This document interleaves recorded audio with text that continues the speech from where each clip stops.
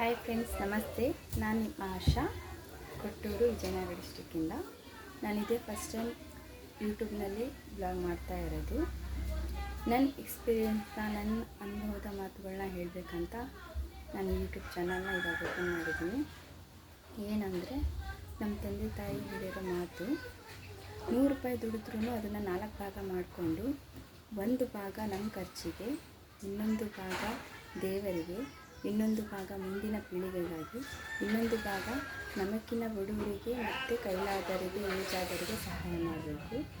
ಈ 4 ಭಾಗವನ್ನು ನಾವು ನೀಟಾಗಿ ಅನುಸರಿಸ್ಕೊಂಡು ಹೋದರೆ ಒಂದಲ್ಲ ಒಂದು ದಿವಸ ನಾವು ಸಕ್ಸಸ್ಫುಲ್ ಲೈಫ್ ಕಾಣ್ತೀವಿ. ನಿಧಾನ ಆದರೂ ಪರವಾಗಿಲ್ಲ, ನಿಯತ್ತಾಗಿ ದುಡಿಬೇಕು, ನಿಯತ್ತಾಗಿ ಇರಬೇಕು. ಮತ್ತು ಇಲ್ಲಿ ಯಾರಿಗೂ ಆಗಲ್ಲ, ಯಾರೂ ಸಹಾಯ ಮಾಡಲ್ಲ, ಯಾರೋ ಬಂದು ಕೈ ಹಿಡಿತಾರೆ, ನಮಗೇನೋ ಒಂದು ದಾರಿ ಮಾಡ್ತಾರೆ ಅನ್ನೋದೆಲ್ಲ ಬಿಟ್ಟುಬಿಡಿ. ಇಲ್ಲಿ ನಾವು ದುಡಿಬೇಕು, ನಮ್ಮ ಕೈಯಲ್ಲಿ ಎಷ್ಟಾಗುತ್ತೆ ಅಷ್ಟು ಸೇವಿಂಗ್ ಮಾಡ್ಕೊಳ್ಳಿ. ಯಾರು ಕಷ್ಟದ ಟೈಮಲ್ಲಿ ನಮ್ಗೆ ಯಾರು ಏನೂ ಸಹಾಯ ಮಾಡಲ್ಲ. ಇನ್ನೂ ಎಕ್ಸ್ಪೀರಿಯೆನ್ಸ್ನ ನಾನು ಶೇರ್ ಮಾಡ್ತೀನಿ ಮುಂದೆ ವೀಡಿಯೋಗಳಲ್ಲಿ. Thank you all.